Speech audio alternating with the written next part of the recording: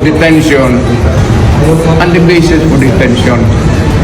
So, what is the law and what is the crime that I committed? Sure to me now, the legal basis for my being here, as apparently I was brought here not of my own volition. It's somebody else's. Kung hindi ibang tao, ikaw siguro, because this is your structure. So you have to answer now for the deprivation of liberty. YouTube General naman ngayon.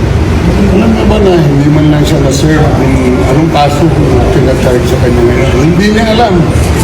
No? Kahit na PI man lang. Alam mo, ang charge sa kanya nasa dyaryo lang. And then, hindi pa kayo na, ganito ginagawa natin. Sumusunod tayo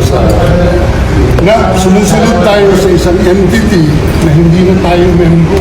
Nag-withdraw na tayo. And yet, sir, you are the Prosecutor General. Yes. You know how to exercise due process.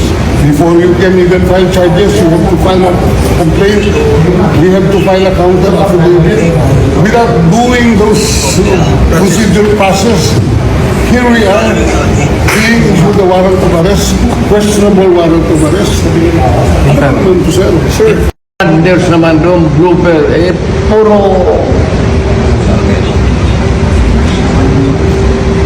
pagdating sa trial gan, tatawagin kita sa witness stand. Sabihin ko, you're the person who arrested me. May I know the reason why? Have you read the documents? Or at least, have you read the case?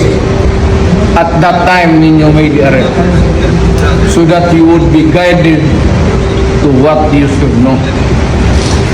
Yan lang yan. Kaibigan tayo, galing ako gobyerno.